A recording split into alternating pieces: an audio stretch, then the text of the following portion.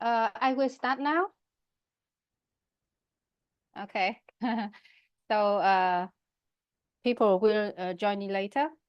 Okay. So before we start with both of you, James and Apple, I will start with Vietnamese. Okay. Xin chào quý phụ huynh, các bạn học sinh và các vị khách mời. Chào mừng quý vị đã đến với buổi talk show đầu tiên ngày hôm nay của PHC với chủ đề AI, Data and Future Career, trí tuệ nhân tạo, dữ liệu và cơ hội nghề nghiệp trong tương lai. Tôi xin tự giới thiệu, tôi là Hằng, giám đốc điều hành của PHC và cũng sẽ là người đồng hành cùng quý vị trong chuỗi talk show Ireland Future Series 2026. Chuỗi talk show này là một phần trong hành trình hướng tới triển lãm giáo dục Ireland 2026 do PHC tổ chức vào tháng 9 tới với chủ đề là Ireland, nơi tương lai định hình. Trong hơn 16 năm tư vấn du học các nước và đặc biệt là hơn 15 năm đồng hành với giáo dục Ireland, có một điều mà tôi luôn tin rằng và luôn luôn tư vấn và chia sẻ với tất thảy các quý phụ huynh cũng như học sinh, đó là điều quan trọng nhất không phải là chọn trường trước mà là chọn đúng ngành học phù hợp với năng lực và đúng hướng đi cho tương lai của mỗi bạn học sinh. Chính vì vậy, thay vì tổ chức các buổi hội thảo giới thiệu riêng lẻ từng trường, thì PHC xây dựng chuỗi Ireland Future Series theo từng nhóm ngành học. Mục tiêu của chúng tôi rất là đơn giản, giúp học sinh và phụ huynh hiểu rõ về ngành học, xu hướng nghề nghiệp và cơ hội phát triển trước, rồi mới lựa chọn ngôi trường phù hợp sau.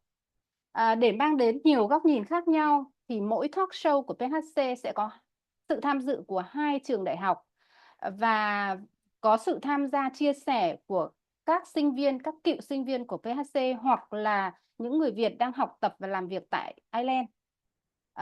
Và bây giờ thì chúng ta sẽ bắt đầu với chủ đề của talk show ngày hôm nay, AI, Data and Future Career. Có lẽ chưa bao giờ mọi người cũng như là nhiều người nói về AI như hiện nay, bởi vì là AI đang thay đổi cách mà chúng ta học tập, làm việc và phát triển sự nghiệp. Điều đó cũng mang đến rất là nhiều các cái câu hỏi hoặc là băn khoăn từ chính phụ huynh và chính các em học sinh. Đó là AI có thể thay thế con người hay không? Rồi những ngành nghề nào sẽ phát triển trong tương lai với thời đại AI hiện nay? Hoặc là sinh viên cần chuẩn bị những kỹ năng gì từ hôm nay cho cái tương lai, cho cái mục tiêu của mình trong tương lai? Sau rất nhiều các cuộc trao đổi với học sinh, phụ huynh và bản thân cũng chia sẻ với tất cả các trường, thì có một điều mà cá nhân tôi tin là AI sẽ không thay thế được bạn, không thay thế được chúng ta, mà những người biết sử dụng AI có thể làm được những điều đó tốt hơn. Để chia sẻ về chủ đề này thì tôi xin trân trọng giới thiệu 2 trường đến từ Ireland, 2 trường hàng đầu của Ireland, đó là Trinity College Dublin và trường University College Dublin. Và đại diện của 2 trường tới ngày hôm nay đó là thầy James đến từ khoa Khoa học Công nghệ Kỹ thuật và Toán học của Trinity College Dublin, chúng ta hay gọi tắt là STEM. Và đại diện thứ hai đến từ trường University College Dublin, đó là cô 𝑡𝑟𝑚𝑔, quản lý tuyển sinh khu vực châu Á thuộc trường đại học UCD. Và bên cạnh đó chúng ta cũng sẽ có 2 vị khách mời, đó cũng là 2 alumni của PHC, đó là em Nguyễn Tuấn Khang và em Vũ Ngọc Tường Minh. Và để bắt đầu với buổi talk show ngày hôm nay thì xin trân trọng giới thiệu thầy James sẽ chia sẻ những cái thông tin, những cái góc nhìn của phía Trinity, và sau đấy tới cô 𝑡𝑟𝑚𝑔. Xin mời thầy James. Hi, James. Now we start with your presentation first. Okay?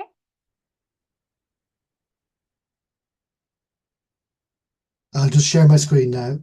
Okay.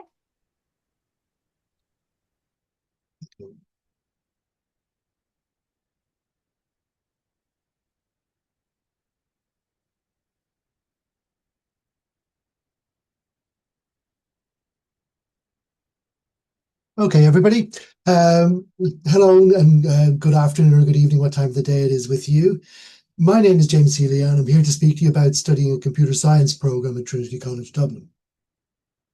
I'll take you through the courses we offer and some of the opportunities that studying at Trinity provides you. Firstly, before I talk about our programs, I want to make you aware of an initiative that Trinity has undertaken.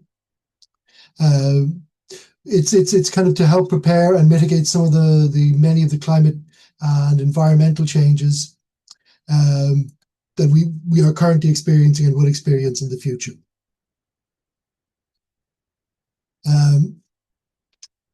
Trinity is embarking on an ambitious project to expand education and research activities across 3 of its schools: the schools of engineering, natural sciences, and computer sciences and statistics. Recognizing the importance in addressing the challenge of sustainable technical development, the expansion of 3 schools has been implemented as a joint initiative. And we refer to that as Engineering, Environment and Emerging Technologies, or E3. And I may use the phrase E3 throughout the presentation.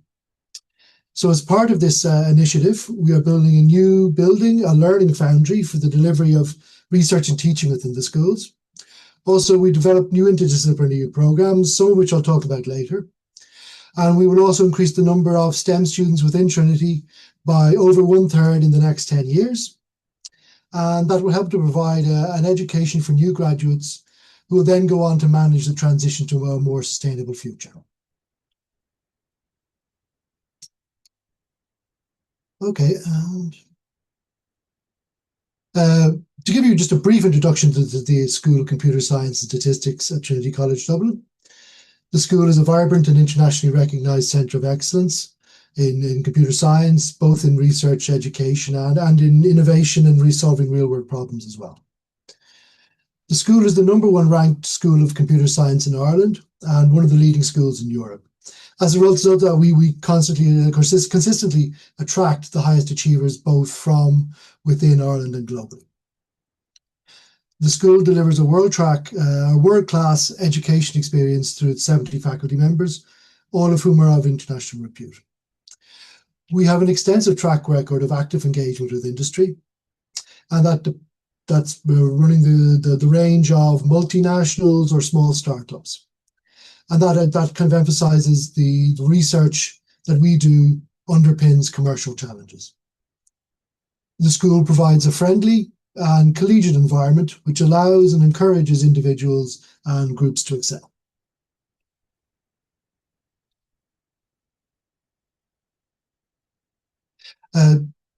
Trinity, these are kind of what the programs we offer for undergraduate, and we offer 4 main degree pathways for students to follow. They range from our long-established BA or MCS Computer Science, which provides students with a comprehensive education in both the core theory and the application of computer science. And we combine that with programs such as our joint honours programs and a program called Management Science and Information System Studies. And these programs allow students to combine computer science with other valuable skills.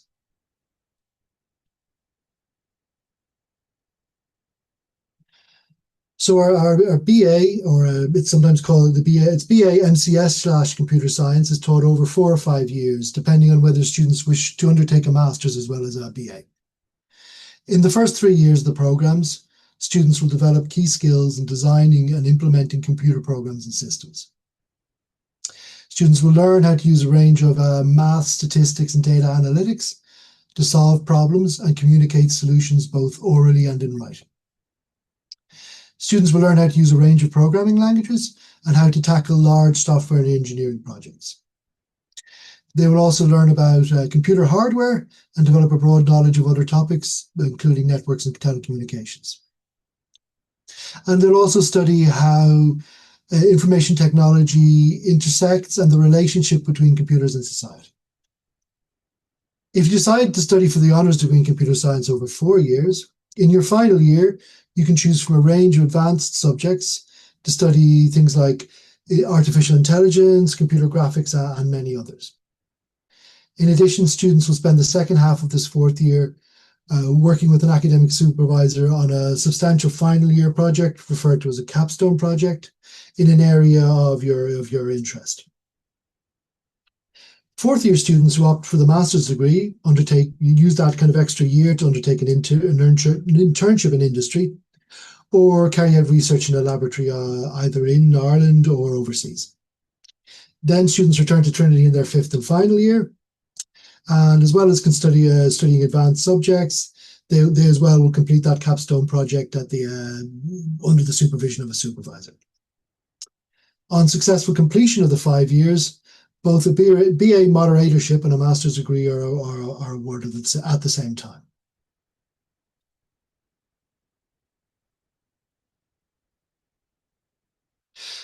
Each of the computer science joint honours combinations offers unique opportunities where the two subjects intersect.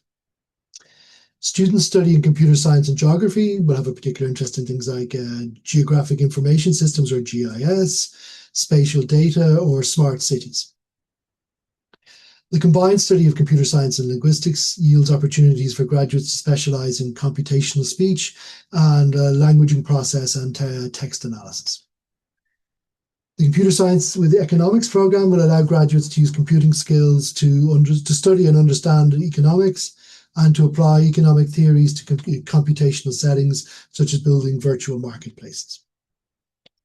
Our long-running computer science and business joint program provides graduates with the knowledge and expertise needed to work in the technical field of computer science, along with the business and management skills required to understand the fundamentals of markets, organizations, and business management. So in the first 2 years, students tend to spend about 50-50 split between computer science and the other subject they're studying. From year 3 on, then students have the option either to specialize in computer science or the other subject, or even to maintain that 50-50 split throughout the degree. And at the end, students will graduate with a BA in computer science with business or economics or whatever the other joint modules are in.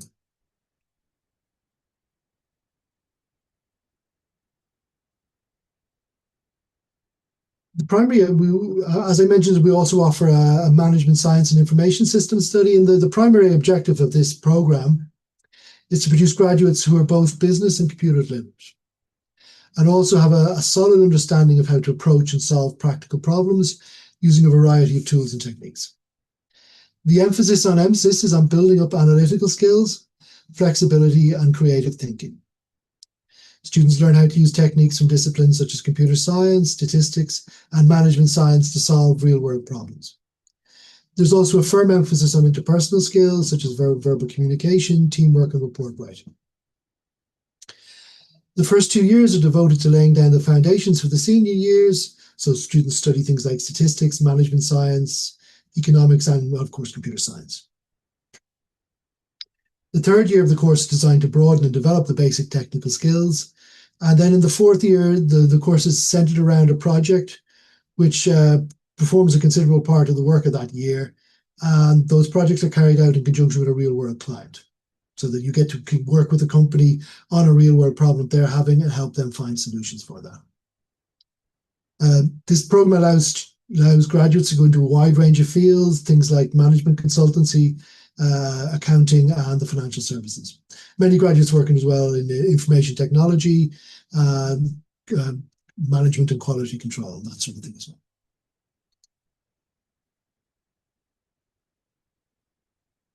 As a department, we believe it's important to engage with industry so we can help train the next generation of IT professionals. We encourage all students to undertake internships wherever possible, whether that's as the part of the 5-year program or as a summer internship. The aim is to develop your understanding of how design and theoretical aspects of computer science are applied in a commercial or research workspace. Companies participating in our internship program include Cisco, Microsoft, Google, and Bloomberg. We also connect future engineers with companies to work together on real-life industry projects, mentored by industry partners, as part of the software engineering project that 2nd and 3rd year students undertake.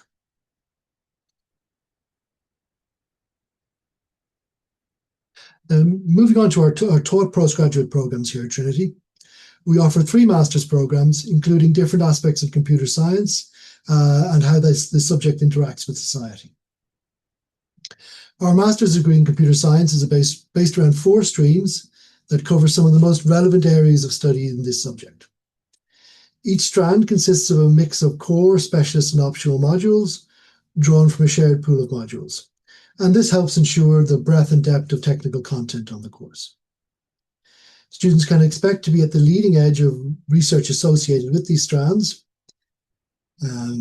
We also offer programs like the MSc in Interactive Digital Media that provide students who are interested in producing content for digital platforms with an understanding of the methodologies underpinning this area and the practical skills to implement that. Our MSc in Statistics and Sustainability, which is one of the E3 programs I mentioned at the start of my presentation, helps train students to understand and apply statistical models to many of the environmental challenges we face today, with the goal of developing new insights and solutions. These courses are taught over 12 months, where students attend lectures between September and April through 12-week teaching semesters, followed by an assessment period. And then from April to August, students work full-time on their individual research projects.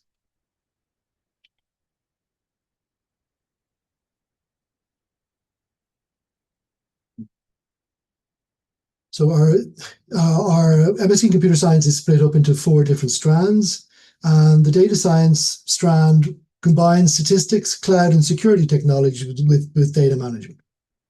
It covers all the key aspects of the field: how to securely store and manage data, how to visualize and analyze at scale, how to use analysis to make decisions. Graduates of this strand will be equipped to take on the huge challenge and opportunity that big data revolution is bringing. Aspects of our lives, such as health, transport, science, and engineering, will all be kind of majorly impacted by these developments.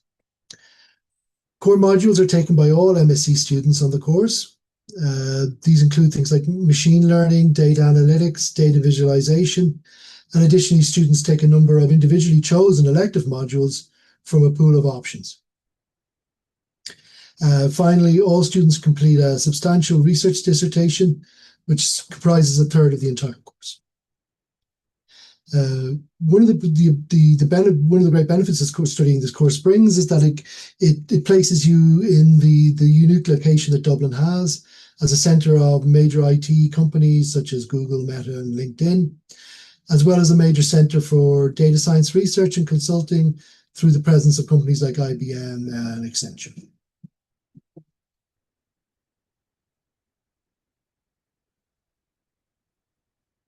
The MSc in Computer Science Intelligent Systems program focuses on smart, interactive web applications and systems, which are becoming an integral part of our daily lives at home, in the workplace, and in social interactions.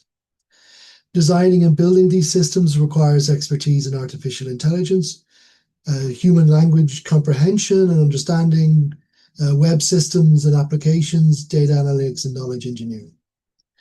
The core modules for the course are machine learning, artificial intelligence, advanced software engineering, and students can include optional modules that focus on other important aspects of computer science, such as next generation networks and data analytics.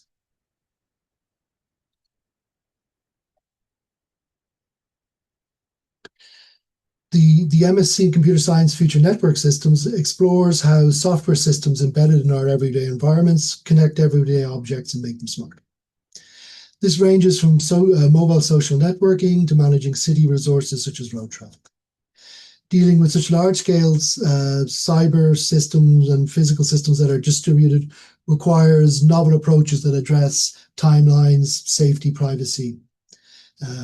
The course equips students with the skills and knowledge to tackle such challenges and take up careers in computer networking, software engineering, and other related fields. These fields have really transformed society over the last 30 years. And it focuses on, in particular, as you can imagine, on the Internet of Things, scalable computing, security and privacy, and urban computing.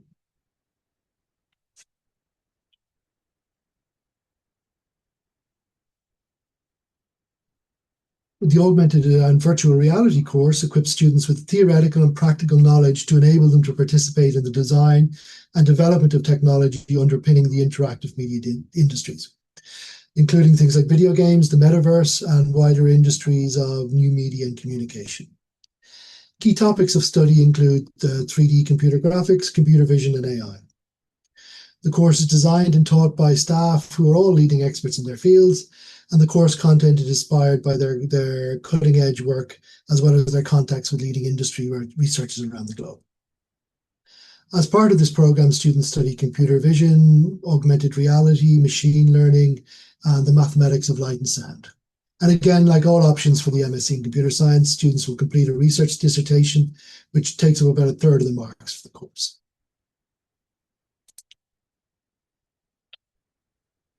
Moving on to the MSc in Interactive Digital Media, this program helps provide students with a foundation which will allow them to work in the digital media sector. The course will help students combine their existing skills with the technical knowledge needed to design and develop digital media applications. Students receive a foundation in the theory and practice of creating and developing applications using all digital media types. The course concentrates on teaching the theory associated with developing and implementing digital media applications. And students are exposed to things like programming languages, and methods for creation, capture, and presentation of graphics, audio, and any kind of moving images. The program is different in that it focuses on teaching theory rather than particular applications, and students are exposed to programming languages and platforms as well that help facilitate that. This happens through modules such as programming for digital media, contextual media, audio, video, and sensor technologies. Students must also submit a minor research dissertation, followed by a final project delivered as a collaboration between groups of students.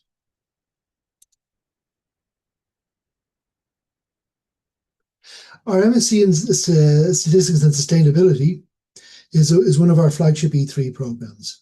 And this course is intended for students who wish to develop their statistical skills and develop an in-depth and applied understanding of sustainability from a variety of perspectives. This type of course really embodies the E3 initiative and the values behind it to create a more sustainable future for our world. The course is designed to cater to students from diverse backgrounds through flexible learning in the different course modules. The course provides students with a wide range of modeling, computing, and statistical skills, and they will also study a variety of sustainability topics that are key to developing solutions to environmental challenges from global to local levels. Communication skills will be developed between through projects, either individual or team-based projects, and there's an emphasis on developing student skills to translate statistical outcomes to broad audiences in multiple contexts. Okay, so in terms of if you're interested in applying for our programs, our application program will open in November for all of our programs, and students can apply on the website at that point. It's a relatively straightforward process. You fill in an online application form and submit your supporting documents to us. When those come into us, then applications, we review them on a rolling basis, and we will respond to the applications as soon as we can. Most of our programs will remain open until June, with the exception of programs like the data science stream and the MSc in computer science, which will close at the end of January, simply just due to its popularity and the number of applications it receives every year. Okay.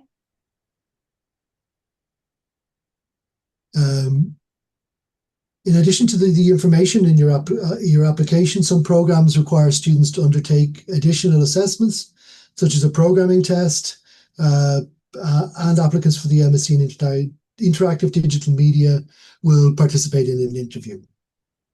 Some other programs as well require English language, proof of English language ability at the same time of the application, before an offer can be made. Okay. Thank you, James. Yeah. Okay, thank you. Okay. Thank you so much for your information. So, hi, Apple. I would like to invite you to share about UCD's program. Thanks a lot, Hang, and thanks a lot, James. Very informative presentation. Let me share my screen now.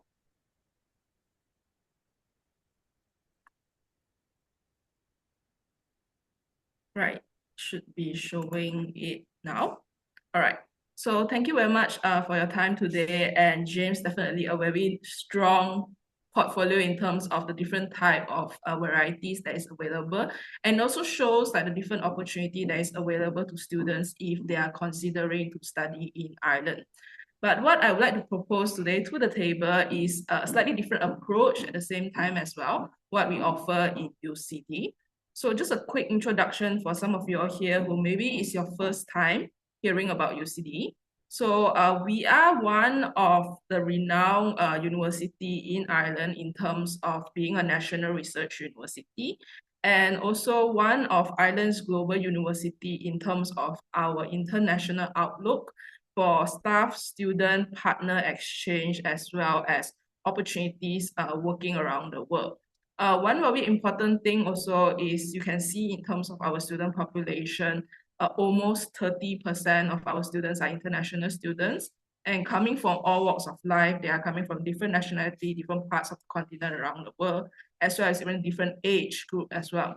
So the benefit of studying in such a diverse student population is you get, I guess, the perspective coming from different, I would say different culture even, not only in terms of age gap, not even in terms of nationality gap.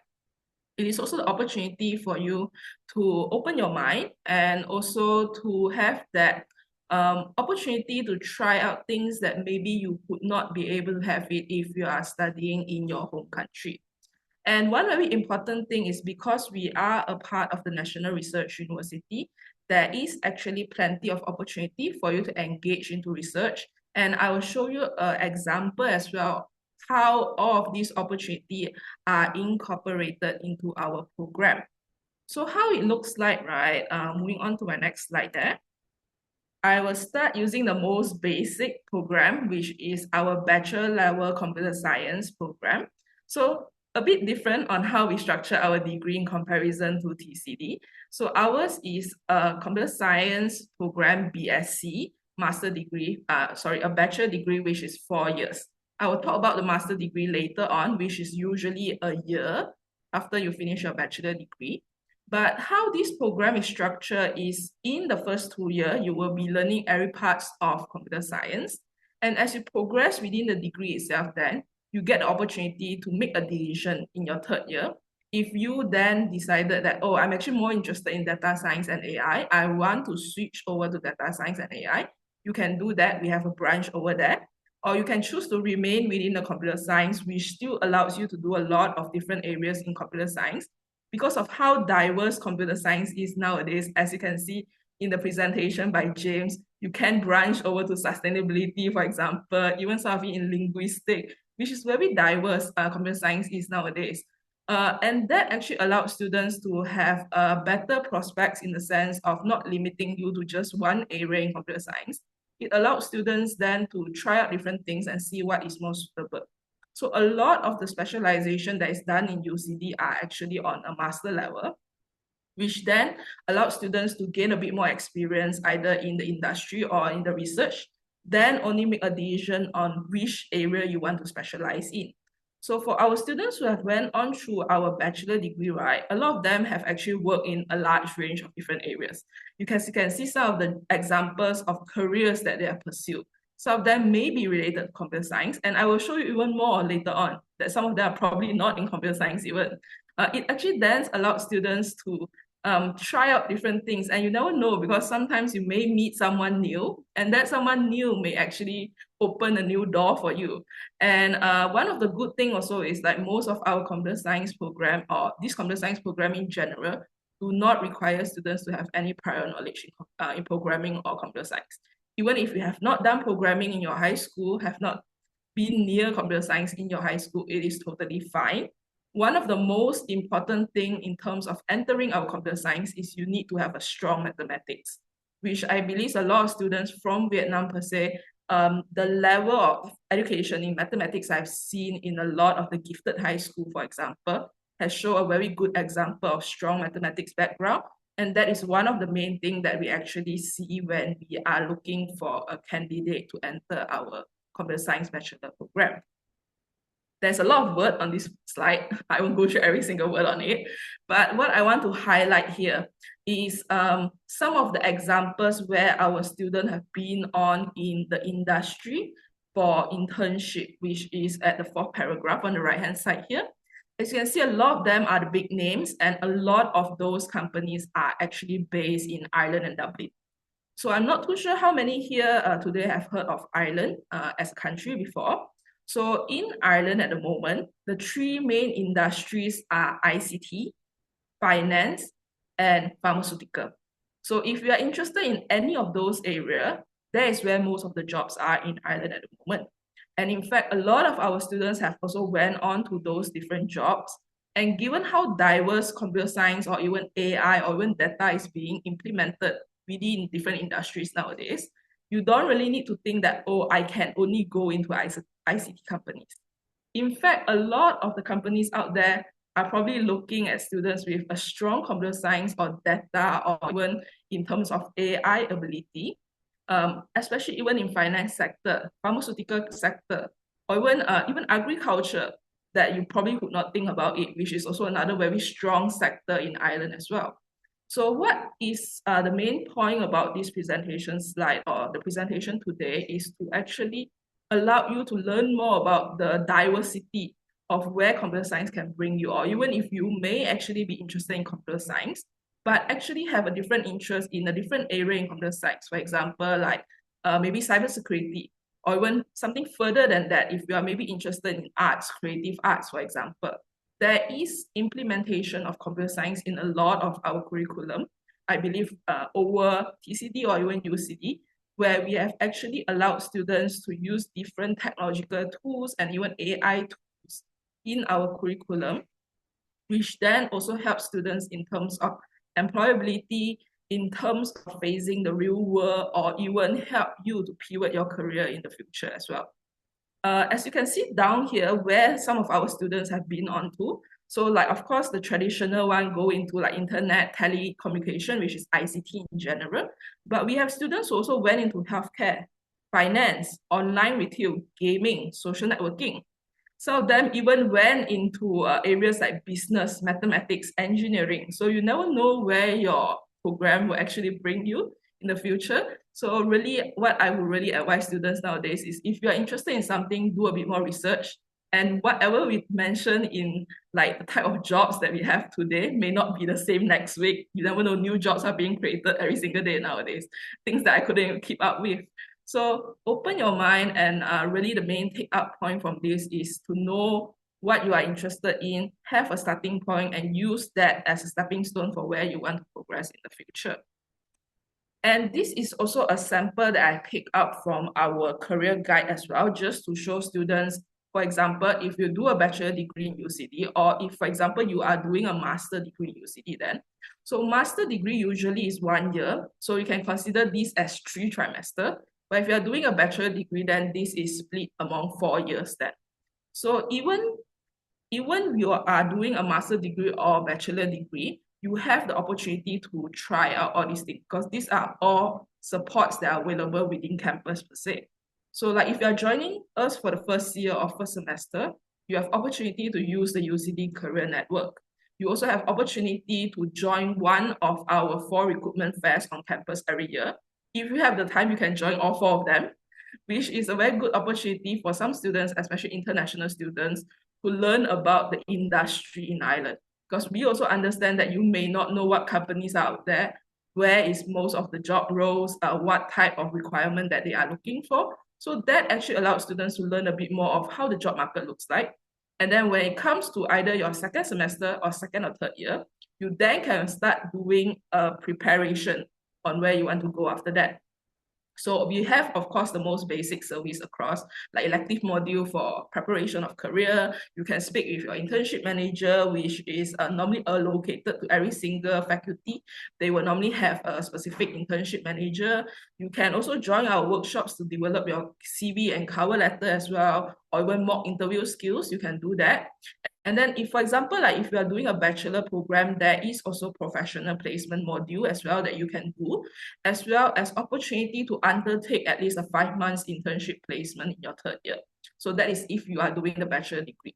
For master degree, it then depends, because most of the master's degree are 1 year. Unfortunately, it is in a lot of cases not possible to put in an internship, but that comes back to the opportunity for you to stay back in Ireland after you finish your study. So if you finish a bachelor, or we call it an undergraduate degree in Ireland in general, you have a stay back visa, or we call it the third level graduate scheme, the STEM 1G in Ireland. So it allows you to stay back up to 1 year after you finish your undergraduate study, and up to 2 years if you finish a master degree, or we call it a postgraduate degree, over in Ireland. And that actually allows students then to tie back to the final stage or your last semester, where this is most of where our students will actually start going for interviews, start confirming where they want to go after they complete their studies. So that is all the things that we build students towards as you progress in our degree, regardless undergraduate or master level. Additional, I've actually touched a bit of this already in terms of different industry in Ireland. But for maybe some of you who are first time hearing about Ireland, so Ireland in recent years, especially since Brexit a few years back, a lot of those multinational companies have in fact moved their European headquarters over to Ireland. And by far, in terms of numbers, 16 out of the top 20 global tech companies are already now in Ireland. And we are talking about big names, for example, Facebook, Twitter or X, you call it now, LinkedIn, for example, IBM. So a lot of those big names, even Google, are now all based in Ireland. So that actually opens the door for international students who are interested in that prospect to find a place to start if you are looking to pursue a career in IT or even in computer science. And almost 106,000 people are employed in the ICT industry at the moment. And if you are interested in AI, almost 40 plus companies in Ireland are at the moment using or developing AI technology, and that counter is increasing on a weekly basis. Even in UCD perspective, we have something called the NOVA UCD, which is an opportunity for students to do startup companies as well, or research projects. So there is additional funding that you can apply for that, but of course there is criteria you need to meet. But that actually opens opportunity for some students, or even our own students, to utilize that type of opportunity to have their own startup related to AI. For example, like one of the recent example, our current economics and history student collaborated with one of our biotech student, and they developed adaptive AI technology for people with visual impairment. So it's a very interesting project, but they managed to actually get the sufficient fund, of course, through research or through, for example, their own effort. But they actually managed to start out a program, which is in some way you are incorporating AI. And as you can see, the background for both of them, neither of them are in computer science. But because they have a very strong idea and they are able to implement it, it allows them to actually then incorporate AI and helping the world in terms of helping those with visual impairment to have adaptive technology to support them. It's actually related to a smart glasses, so smart glasses, where it helps them to calculate route and safety for those who are unable to view that properly. So you can see those are very good examples in terms of the opportunities students can have when they are actually studying in UCD. Additionally, of course, I need to mention about some of the postgraduate program. So we have very unique range of program. If you are interested specifically in computer science, we have the negotiated learning program where it allows you then to go in, for example, into software engineering, or if you're looking at AI, network, Internet of Things, those are different areas.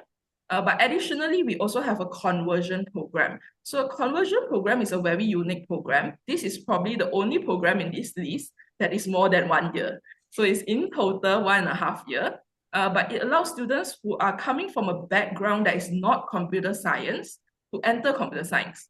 So like some of you all, maybe if you have a previous background in business, for example, or even some of them in engineering, or some of them probably in science area, and you are now interested in going into computer science, learning about programming, learning about data, this conversion program then allowed you to enter computer science and use that opportunity to further specialize in one semester where in a particular area you are more interested in.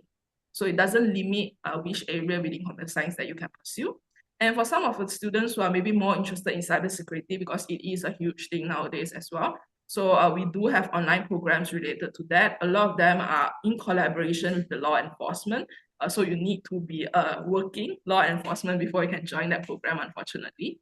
We also have a lot of cross-collaboration programs, for example, like cognitive science, which is a collaboration between like psychology, biology, study of the human brain, linguistic, or also computer science together. So it's a very unique program that brings together interdisciplinary students coming from different areas where you can learn from your peers and develop an area of study, which is the study of the human brain.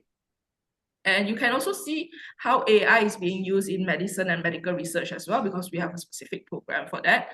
And of course, last but not least, advanced AI is self-explanatory at this point for students who are interested in AI specifically. And because we are one of the national research university and the opportunities of research, it is incorporated in your curriculum. If you instead then are more interested to go into the route of academia or either go into research or PhD in the future, these are the key research topics that is being looked at in UCD. And as you can see, the examples that are provided here, it is actually very diverse, and you can see how AI or even computer science or data science is being implemented across different areas. So it's not just in one specific area, it actually crosses a lot of different areas, even in like multimedia, or even if you're looking at ethics, which is related to law, in sustainability, in human-computer interaction, for any students who is interested in like UX, or even user, or even design, for example, or even in digital health, which is more related to like health science, for example. So these are different areas that are being looked into at UCD. And in terms of applying to UCD, is also very straightforward. So generally, if you want, you can submit an application through our online application portal, but normally you need to pay a €70 application fee for that. Or you can approach one of our authorized agents, for example, like PHC, which is the organizer today. So they are one of our authorized agents in Vietnam. So if you go through them, usually then we will waive the application fee. And the documents that you need to provide if you are applying to a bachelor degree in general, we do not ask for all these 6 documents. You normally only need to have your academic transcript and English language. But of course, if you are applying for a scholarship, I would advise you to provide a full documentation. But if you are applying for a master degree and above, because it's normally a bit more advanced, there's more factors we look into. So we normally recommend students to provide all the documents if possible. If you are missing any document, let us know and we can discuss to see if there can be any alternative based on your circumstances. And in terms of tuition fee, most of the computer science program are considered laboratory program. So per year, the tuition fee is roughly around €26,000. And cost of living, including accommodation in Dublin, is something you need to also factor in as well. So it depends on your lifestyle. It could be everything from 17 to 32,000 euro per year. Of course, I know most Vietnamese students could be around 20 to 25 or even lower than that. It really depends on your own lifestyle. And depending on your results, we also have academic excellence scholarships as well, such as the Global Excellence Scholarship or the Government of Ireland Scholarship. If you want to find more information, we can always schedule a different session around that. It's probably a huge topic. And in terms of application timeline, for Ireland University in general, our timeline are quite standardized. Most of the program will start in September. Some programs may have slightly different start date. You need to check on the website or check with us or Ms. Hang for that. She will be able to advise. But in general, in terms of application timeline, we will advise students to apply from October onwards. And if you are aiming for any of the scholarship or if you're aiming for any of the computer science program, they are usually very popular programs. I want to warn you first. A lot of those programs by January, most of the time they are already fully filled, and then we will close the application for that. So make sure you have your application in between October to December. And if you're aiming for any of the scholarship, most of the scholarship deadline are around February and March. So make sure you have your offer letter before February and March so that you can apply for your scholarship. And that is how the timeline is every year. And if you want to learn more, we do have a platform on the left-hand side, which is called the TAB platform, or we call it the Student Ambassador platform. So you can actually speak with our students directly to learn more about studying in Ireland, as well as studying in UCD, or even just preparing if you want to prepare for your study to Ireland. And if you have any questions, you can also reach out to our team, which is on the right-hand side, the QR code. Our team is actually based in Malaysia most of the time, but we travel around region a lot, so it might be easier to get hold on us on email, and then we'll reply you when we get to there. Or occasionally we do travel over to Vietnam as well, and if you do see us on the road, just say hi. More than happy to actually provide any information if you need anything. So back to you, Miss Hang. Thank you Apple. Các bạn vừa nghe phần chia sẻ của cả bên Trinity và bên UCD về về cái khối ngành khoa học máy tính, AI và công nghệ. Thế thì với cái kinh nghiệm của mình á, chị xin phép là xưng là mình hoặc chị nhé. Trong rất là nhiều năm nay khi mà tư vấn du học Ireland thì đối với các cái khối ngành khác thì không nói. Nhưng riêng đối với khối ngành công nghệ khoa học máy tính như thế này thì thường phụ huynh học sinh và đặc biệt là các em luôn luôn có sự so sánh, luôn luôn hỏi. Bạn nào cũng bảo chị ơi em thấy ngành này mạnh hơn, trường này mạnh hơn, trường kia mạnh hơn, và đặc biệt là các bạn hay so sánh giữa Trinity và UCD. Luôn luôn có sự so sánh là như vậy. Thế thì đặc biệt là khối ngành về khoa học máy tính thì các bạn thường đánh giá là trường UCD mạnh hơn. Xong rồi bạn lại bảo UCD, Trinity mạnh hơn. Thực sự ra là hai trường có hai cái cách đào tạo gần như là hơi khác một tí thôi, chứ không có khác nhiều. Nhưng mà cụ thể là ngày xưa thì Trinity họ không đẩy mạnh về cái chuyên ngành khoa học máy tính này đâu, mà khi đó là học sinh bị thu hút bởi khối ngành kinh tế nhiều hơn. Nhưng mà 2-3 năm trở lại đây thì Trinity thực sự tìm kiếm ứng viên cho khối ngành này, và khi đó các thầy của khoa này mới mạnh dạn tiếp cận và mới hỗ trợ bên phòng tuyển sinh quốc tế. Thế thì dưới góc nhìn của chị với nhiều năm kinh nghiệm thì chị thấy rằng là Trinity hay UCD đều có cái hay riêng cả, đều có cái điểm mạnh rất là riêng. Và các bạn mới nghe thầy James nói lúc nãy, tức là họ có công nghệ trong khối ngành kinh tế luôn, lồng ghép vào rất là tốt vào nhau. Thì 70% là về khoa học máy tính, 30% còn lại thì là business. Đấy. Thế thì hôm nay thì để thay đổi một chút, James and Apple, if you don't mind, I would like to make a small change to our program today. Okay, as I talked to all of you before that, today we have, two alumni students. I mean, our student, BSc student, one from Trinity and one from UCD as well. So I would love to invite, our student to share their experience in AI and data first.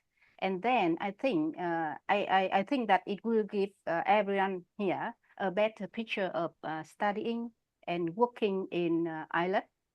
Okay, so then we move into today's discussion with both of you. Okay, so thank you so much. So today we have, ngày hôm nay thì là PHC có 2 em sinh viên của PHC. Em Vũ Ngọc Tường Minh học thạc sĩ tại Trinity College Dublin, thạc sĩ về phân tích kinh doanh. Em này thì học cực kỳ xuất sắc, cực kỳ giỏi, thủ khoa của Đại học Bách khoa Hà Nội năm 2024. Đấy, và xuất hiện hôm nay là đã có Tường Minh rồi nhỉ. Tiếp theo là cho chị gặp bạn Nguyễn Tuấn Khang. Bạn này là học thạc sĩ Supply Chain tại University College Dublin. Chị cảm ơn Tuấn Khang với lại Tường Minh, hai bạn đã dành cái thời gian ngày hôm nay ngắt khỏi cái việc học và việc làm để tham dự cái buổi chia sẻ với PHC, với các phụ huynh và học sinh ngày hôm nay. Thế thì Khang ơi, Khang đâu? Ok, trước khi mà đi vào những cái câu hỏi chi tiết nhé, chị cảm ơn hai bạn. Và trước khi đi vào những câu hỏi chi tiết thì chị rất là mong là được các em chia sẻ một chút xíu về bản thân, về cái thời gian và cái chương trình học tại UCD và Trinity của hai bạn. Ờ, Lời đầu tiên thì em chào chị Hạnh ha, lâu rồi không gặp chị Hạnh. Lâu rồi. Ờ, dạ, và chào các bạn đang tham gia cái buổi talk show ngày hôm nay. And I want also to say hi to James and Apple as well. Hi.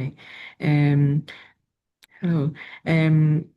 Thì hiện tại thì em giới thiệu một đôi nét về bản thân, thì em là Nguyễn Tuấn Khang và hiện tại thì em đang làm việc tại Huawei Ireland với vị trí là Supply Chain Assistant.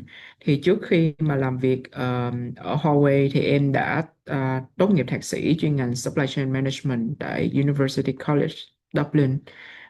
Và trước đó thì tính đến hiện tại thì em có gần 6 năm kinh nghiệm làm việc trong ngành supply chain ạ. Dạ. Thế rồi chắc là em nhường sân khấu lại cho Tường Minh nha. Vinh ơi. Dạ, em cảm ơn anh Khang. Thì đầu tiên em cũng xin phép chào chị Hằng và tất cả các bạn sinh viên tham dự buổi này. I would like to say good afternoon to Apple, Miss Apple and Mr. James as well.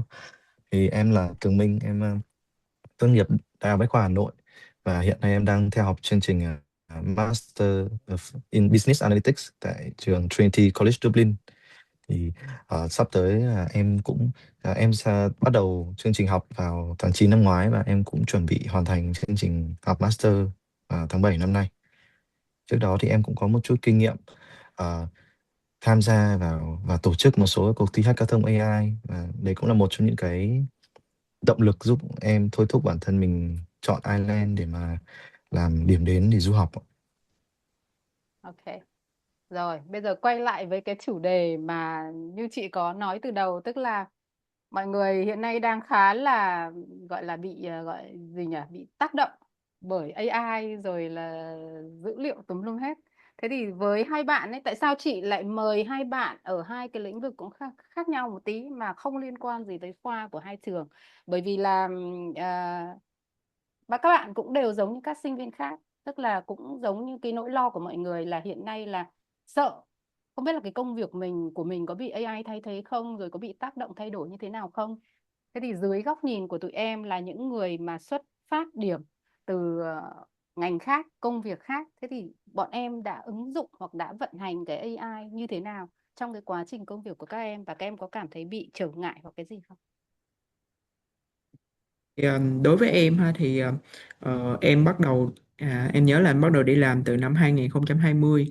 Thì em nghĩ là thời điểm đó thì AI nó cũng đã có xuất hiện rồi, tuy nhiên là thời điểm đó nó chỉ là mới nhen nhóm thôi, và ờ, kiểu là nó vẫn chỉ ở giai đoạn đầu của phát triển thôi ấy chị, nên là em cảm thấy là nó không có tác động nhiều đến đến đến em lắm. Và ở thời điểm đó thì em cũng không có sử dụng quá là nhiều AI trong công việc của em đâu. Tuy nhiên là ờ, trải qua một vài năm bắt đầu làm việc thì em cảm thấy là AI nó bắt đầu tác động nhiều hơn đến cái công việc của em. Tuy nhiên là em thấy là ờ, nó đối với em thì nó đang tác động theo một cái hướng tích cực, tại vì đối với công việc của em thì nó giúp cho một vài tức là thay vì trước đó thì mình phải sử dụng con người, mình phải đầu tư rất là nhiều thời gian cho một cái task đó để làm cái đó, thì hiện tại thì mình đã có thể sử dụng AI để cho nó trở nên là nhanh chóng hơn và hiệu quả hơn, ví dụ như là về các quy trình, ví dụ như là planning chẳng hạn, hoặc là sử dụng nó để vẽ các dashboard để mình kiểu dashboard để mình các số liệu của mình nó trở nên trực quan hơn ấy thì em cảm thấy là nó hiện tại thì nó có tham gia vào cái công việc của em, và nó có giúp một phần trong công việc của em. Thì đó là từ cái kinh nghiệm làm việc của em. Thì không không biết là Tường Minh thì đối với việc học của em thì AI sẽ như thế nào nhỉ?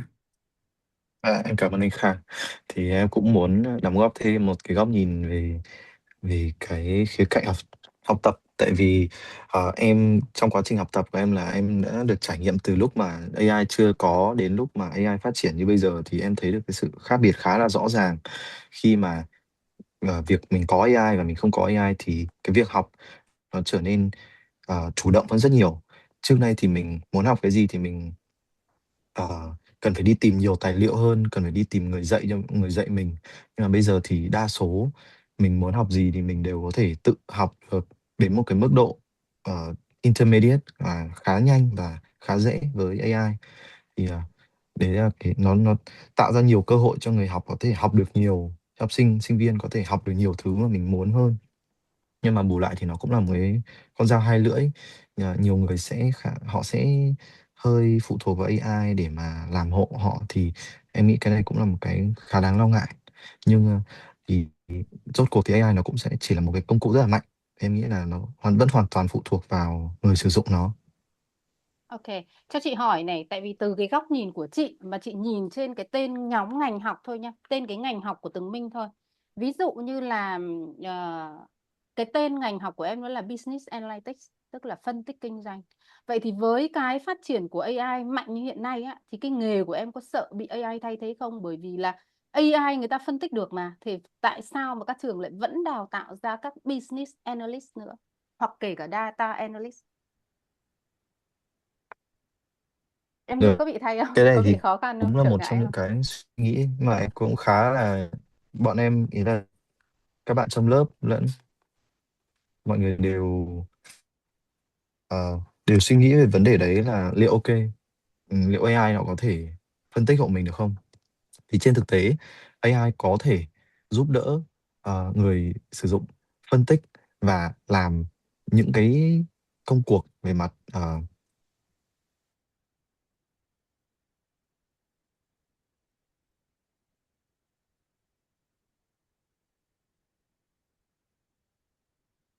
Nghĩ là chắc là có vấn đề, Trường Minh có Mạng vấn chắc đề có vấn về đề. internet. Ừ. Internet Trong lúc connection. đợi Tường Minh nhé, trong lúc đợi Tường Minh Dạ. thì cái câu hỏi của chị thực ra cũng cũng khá là bất chợt thôi. Tường Minh Dạ. online lại được chưa? dạ chị nghe thấy em chưa ạ? Nghe thấy, nghe thấy. Dạ vâng.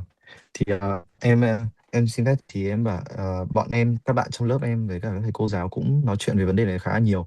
Thì về cơ bản AI có thể giúp đỡ cho mình ở một vài khâu trong cái quy trình để mình phân tích dữ liệu. Ví dụ như là khâu viết code hay là khai phá dữ liệu. Nhưng mà cái mà AI không thể thay thế được đấy là cái cái sự suy nghĩ độc lập, cũng như là các cái skill làm việc giữa con người với con người. Vì suy cho cùng thì AI vẫn phải được kiểm tra, tất cả các kết quả của AI vẫn phải được kiểm tra với con người.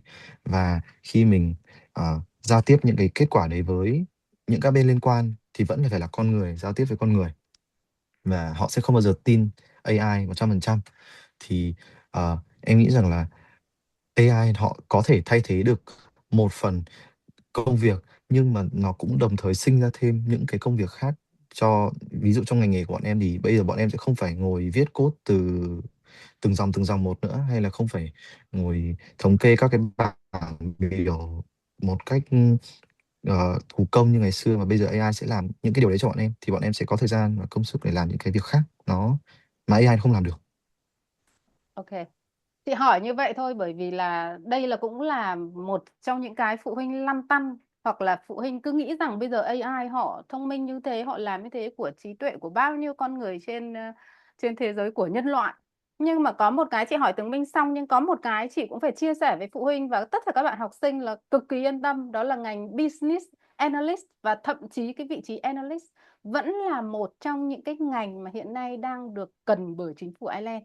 Nếu các bạn xem trên cái nhóm ngành thuộc cái list gọi là critical skill list á, thì cái này nó vẫn nằm trong cái nhóm ngành mà chính phủ đang cần khuyến khích các bạn.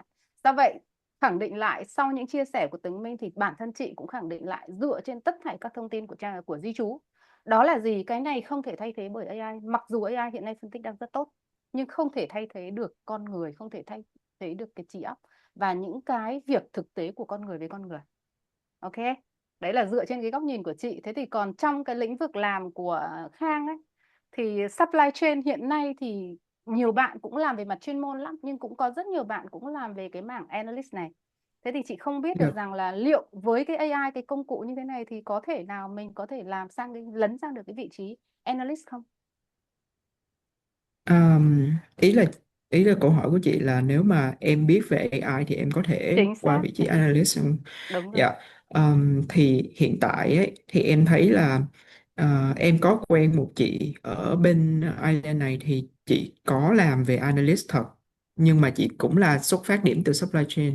Nhưng mà em thấy là chị đã rất là đam mê về AI, về các sử dụng các công cụ AI để làm những cái dashboard và làm về những cái analytics. Thì thật sự là không phải công ty nào họ cũng sẽ có vị trí supply chain analyst, nhưng vẫn sẽ có những công ty cần những vị trí đó, và họ vẫn sẽ require cái ứng viên của họ biết về AI, biết về analyst để làm những vị trí đó, và kèm theo đó là có kinh nghiệm về supply chain thì nó càng làm mạnh profile mình hơn. Cũng là một ưu điểm đúng không? Bản thân em cũng có thể là trở thành một ưu điểm, một ứng viên cho cái vị trí đó trong cái mảng ngành của em đúng không? Dạ đúng rồi, dạ. Ok, good, good. Bây giờ lại back trở lại với cái việc học nhé, việc học ở các trường. Thế thì trong quá trình mà Khang học ở UCD ấy, chị nhớ là cái lúc mà chị sang, chị có vào Smurfit và có chụp trước Dạ. các thứ và có gặp một cái team của bên Smurfit rất là hay. Thì trong cái quá trình của em học, và chị có nhớ là trường họ nói là họ có một cái team nó gọi là Employment Mentor Team á. Đấy thì chị Dạ. không biết là trong cái quá trình em học ở đấy thì em có được các thầy cô trong khoa hỗ trợ và book lịch interview hoặc là sửa CV tất cả các thứ cho em không?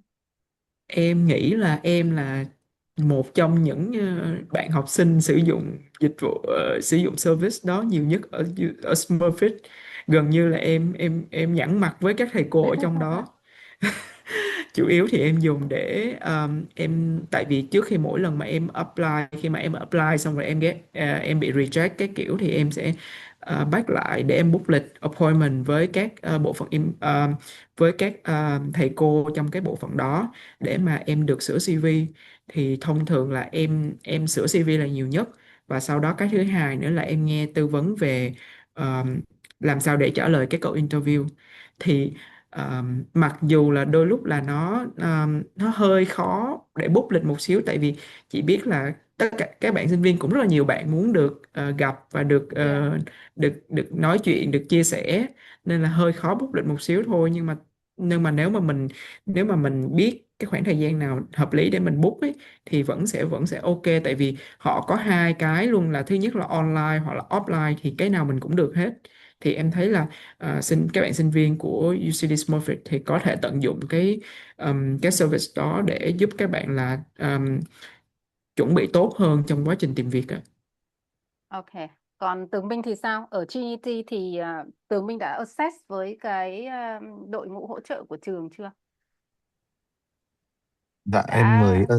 em access với đội ngũ ở trường thì cũng có khá nhiều những cái dịch vụ, nhưng mà có một cái em ấn tượng nhất đấy là có một thầy là sẽ là career consultant. Ừ. Thì thầy sẽ thường thì thầy sẽ có lịch book một một với các bạn để có thể tư vấn cũng như là đưa ra những cái gợi ý cho mọi người về từng cái bước mà mọi người muốn, từng cái stage của mọi người khi mà muốn tìm việc. Ví dụ như là và thầy recommend là mỗi tháng có thể book thầy một lần để thầy có thể review lại. Ví dụ như em đã từng gặp thầy và thầy review cho mình CV, xong bữa sau gặp thầy thì thầy sẽ nói thêm về thị trường lao động của Ireland, cũng như là cho em thêm những cái insight khá là thú vị. Ừ.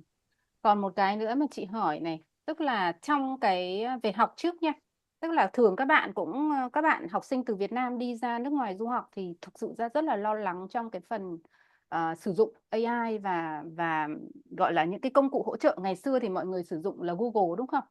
Thế thì bây giờ mọi người thấy sử dụng Google tốn quá nhiều thời gian và mất nhiều năng lượng quá, thì bây giờ mọi người sử dụng AI cái đó rất là nhiều để hỗ trợ. Thế thì bản thân học sinh cũng rất là lo liệu là được các trường ấy, ví dụ cụ thể như UCD hoặc Trinity chẳng hạn, thì họ chấp nhận bao nhiêu cái phần trăm của việc sử dụng AI, họ có chấp nhận không? Hoặc họ có khuyến cáo gì các bạn trong quá trình học không? Thì đối với ngành của em ấy, thì là hiện tại ấy, thì thầy cô vẫn sẽ cho tụi em sử dụng AI, nhưng mà ờ, khi mà tụi em đưa vào bài làm thì chắc chắn là không thể copy 100% để bỏ vào bài làm của tụi em được. Thì nhưng mà em thấy là nó sẽ là một cái công cụ rất là tốt để hỗ trợ mình. Ví dụ như là có những thứ, có nhiều bạn bạn học tới ngành supply chain nhưng mà bạn không hề có background về supply chain chẳng hạn, thì AI nó sẽ là một cái công cụ rất là tốt để hỗ trợ các bạn trong cái việc là có thêm những cái kiến thức nền, và có thêm cái việc là các bạn sẽ dễ tiếp thu kiến thức từ phía thầy cô hơn. Và cũng như là trong quá trình làm bài thì AI nó cũng sẽ giúp tụi em hoàn thiện hơn cái bài của mình.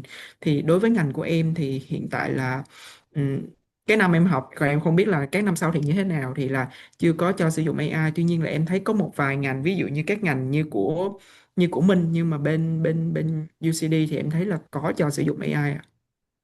Bên của mình thì sao? Dạ bên của em thì theo em biết thì mấy năm trước thì họ cũng khá là khắt khe trong việc sử dụng AI, nhưng mà trong những năm gần đây và cụ thể là năm của em thì không có một cái nghiêm cấm nào sử dụng AI. Tuy nhiên thì trong bất cứ những cái bài tập nào của em thì sẽ đều có một trang đầu tiên gọi là Declaration of AI Usage, tức là mình sẽ khai với cả thầy cô là mình có sử dụng AI trong bài không, và mình sử dụng với những cái mục đích gì, thì mình sẽ liệt kê hết tất cả những cái mà mình sử dụng bằng AI để các thầy cô biết, và từ đấy thầy cô sẽ đánh giá được cái bài của mình nó mới chính xác hơn. Chứ các thầy cô không hề nghiêm cấm sử dụng AI mà khuyến khích dùng một cách có trách nhiệm. Ok, good. Thank you hai bạn đã cho chị với cả mọi người một cái tổng quan, một cái nhìn tổng quan về tất cả những cái việc mà AI tác động trực tiếp tới tụi em như thế nào. Tác động tới không chỉ việc học, không chỉ việc ứng dụng AI vào trong việc học, mà cái rủi ro về nghề nghiệp khi bị AI, tức là khi mà có AI hiện nay hoặc là phát triển như hiện nay. Thì thực sự ra thì chia sẻ với các bạn như vậy, nhưng mà cũng từ cái góc nhìn của chính chị, cũng là cái người mà cũng làm rất là nhiều năm với Ireland, và là cái người theo dõi sát sao cái nhóm ngành hiện nay đang được Ireland ưa chuộng, thì chị khẳng định rằng là tất cả những cái công việc của tụi em không thể nào bị thay thế được. Ok, thank you so much, thank you về cái thời gian các em đã dành cho chị và cho các phụ huynh cũng như học sinh ở đây. Thế thì chị chúc các em là sẽ thành công hơn nữa trong cuộc sống, trong công việc và trong cái sự nghiệp của mình trong tương lai tại Ireland, hoặc là ở bất cứ đâu mà các em muốn cống hiến hoặc muốn đầu quân.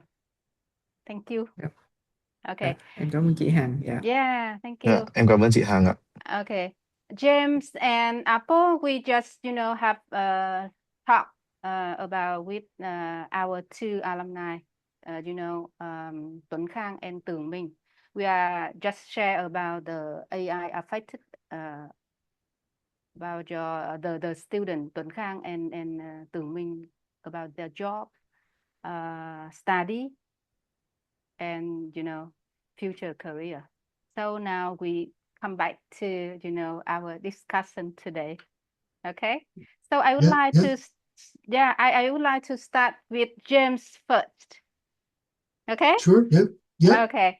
As you know that today AI is changing almost every industry, from healthcare, finance, manufacturing, and others. So from Trinity perspective, or from your experience, how are computer science and engineering helping shape the technologies of tomorrow? Well, I think, as you said, we can already see the impact that technologies like AI and increased automation are having on our daily lives. And obviously, I expect those developments to progress, but also to speed up exponentially in the future. There are a lot of technologies coming on stream now, types of advanced computer infrastructure, things like quantum computing, that will accelerate that process. I also think that needs to be balanced with an increasing focus on key sustainability questions as well, things like trying to mitigate and plan our climate around producing more energy, and how to kind of prepare energy networks for increased power generation and management as well. Thank you. Yeah. So, Apple, did you use AI? Actually do. You know, actually, fun fact, while you all were doing the discussion here, I actually have Google Translate on, and I Uh-huh. understood every single thing that you all were talking about, which is Oh, all really? the perks of AI being used at the moment. Oh, I did not know about that. Yeah. You know, I myself did not use AI before, Oh, but okay. now I do. Just Oh, some months recently, I think 3 months, I think. it changes your life, to be honest. Okay. So I think we all use AI every day now. Okay. Mhm. Yeah. Sometimes without even realizing it. For me, sometimes like this. So from your point of view, how is AI changing the way we live, work, or solve real world problems? What do you think? I guess it is very different already. It's like the perception when we have about AI, right, is you use Mm-hmm. AI to analyze stuff or even to summarize stuff. I believe most students will probably use AI the most for that. But in fact, AI has changed or evolved so much nowadays, right? Even there's something called generative AI where they can generate image, videos, even music. I heard like very recently Mm. on Instagram actually. It's like they were using AI to even generate music nowadays, or even just a very real-time example from one of our students actually just few months back. I just saw the article out of the blue actually. In fact, what happened is the student, they have developed a new way of using AI in heavy regulated industry like engineering and architecture because policies keep on changing very regularly. So they have actually developed automation in terms of screening this type of engineering policies and documents, and they created a chatbot. So of course the chatbot, because these are highly regulated industry, they need to be very careful. All the informations need to be like triple verified. I believe they have their own ways of doing it. But it's actually wow, the way how AI are being used nowadays, beyond than just doing a summary or even like doing a translation, as what I'm doing now. But it's actually a lot more and a lot more potential, I believe, from what we usually think of what AI can do. So the limit is limitless, is what I would like to say. We don't know what type of new evolution they will come out over tomorrow or what. So very hard to predict. But what is most important in this regards is at the end of the day, AI is just a tool. So rather than blaming that the tool is actually taking your job or whatsoever, learning how to use it and see how it can be implemented in your daily life or even in your work is actually very important because it is a tool. How you use it is more important than you letting the tool to dictate what your life looks like. Okay. Thank you. Xin lỗi mọi người nhé. Trong cái quá trình trao đổi thảo luận với các trường chia sẻ thì quý phụ huynh cũng như các bạn học sinh có câu hỏi nào thì cứ nhắn vào mục chat box nhé. Cho cả Minh hỏi cả Khang cả Minh hoặc là thậm chí cả trường hoặc là thậm chí hỏi mình là Hằng nhé. Okay. So, James, many students are so excited about technology, but they also wonder how they should prepare themselves.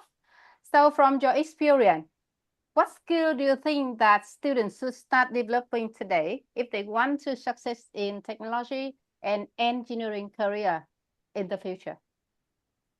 I think the most important skills would be, because obviously tools and emphasis changes all the time, the most important thing to focus on, particularly before you start studying, is core. And when, particularly say if you're studying an undergraduate degree, it's a great time to develop your core skills in areas like maths and other quantitative and qualitative subjects. It's also a great time to focus on things like your adaptability, your ability to kind of change and learn new things throughout your career. And I think something that studying with UCD or Trinity is a great way of picking up things like a commitment to continuous learning throughout your entire life. I would also say students need to think about what's it going to be like, the future workplace will be like, and how it will be to work with people from all different types of backgrounds, whether they come from things like science and engineering or other types of science, or maybe from the humanities or business. So it's important to bear that in mind and kind of work on those skills, particularly if you're an undergraduate. Postgraduates usually will have a certain amount of those skills already built up. but it's a good time to refine them as well. Okay. So yeah, it's good. Apple, you know, practical learning is becoming more and more important. So how does UCD help students develop AI and data skill through project, industry partnership, and, you know, real world experience? So like we mentioned just now in my presentation, the different type of steps where we incorporate internship, for example, or even career preparation when students are progressing within the degrees, regardless if it's bachelor or even master degree, and also opportunities for students to think about, like, just take one step back. No matter what area of study that you are doing, there is modules that are related to computer science, to AI, to data. So those are the opportunities that students can actually take when they are doing the program. And they don't really need to think that, oh, because I'm interested in doing business, for example, there's no opportunity for you to do computer science. Or even if you are interested in like social science, for example, there is always opportunity where you can take on a computer science related module as part of the degree. And even on top of that, I believe like James actually mentioned something about capstone project in his presentation as well. Quite similarly, we have those type of modules in UCD as well, where it allows students to work sometimes with the industry directly or even work with a researcher directly if they are interested in that regards, to help them understand a bit more of the area that they are interested in. And it also gives them a more practical approach, learning from a bit like a mentor-mentee relationship, where you don't only just learn about the theory, you learn about like live coding, you learn about how it's being implemented in real life. So those are very important, and I would believe very valuable opportunities that you get to have when you are studying in universities like us in Ireland. Okay. So yeah, normally, you know, normally student for undergraduate student, they normally, you know, in third year, right? Yes, Students correct. will Normally have, you know, yeah, placement or internship. Right. Okay. So one question about the internship, I mean placement for third year.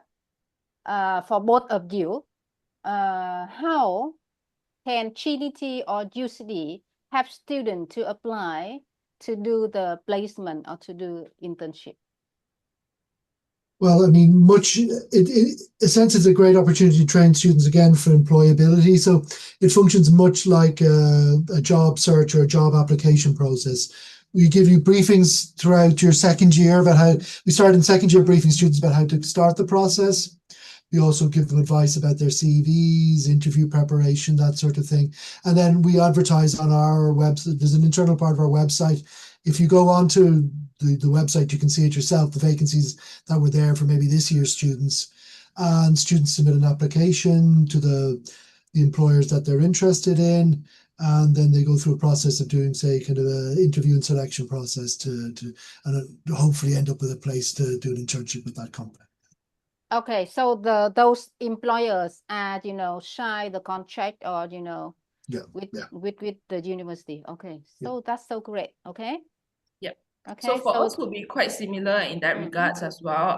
But what I would also, of course, recommend students is beyond what are the partners that we are working with the university per se, sometimes opportunities may also arise in terms of conversation with your peers.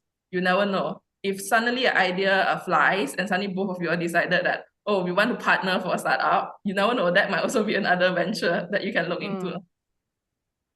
Okay, so I think so. It's so good, and I mean, certain for student, you know.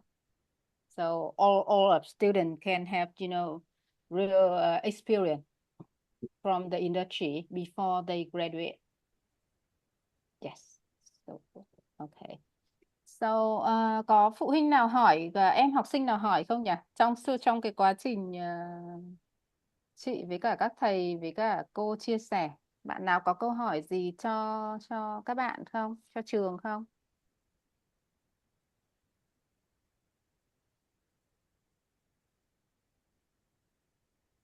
No one asks us.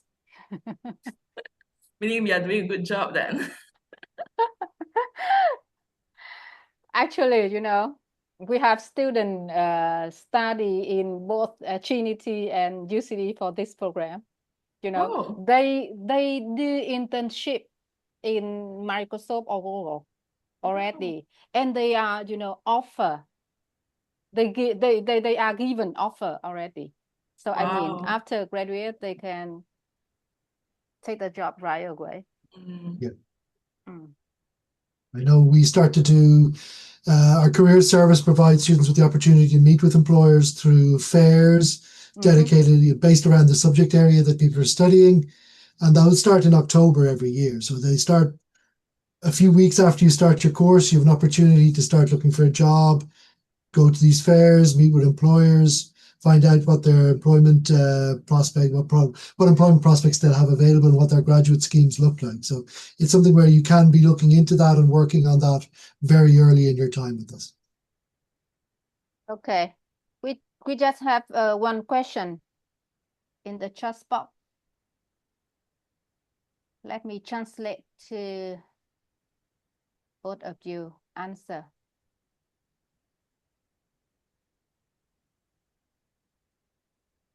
Okay, one question from the student in Vietnamese, but I translate in English. The question is, over the next 5 years, which area of AI and data are expected to have the highest demand for skilled professionals in Ireland? It's something where I mentioned a few things about things like the advanced computing infrastructure and quantum computing.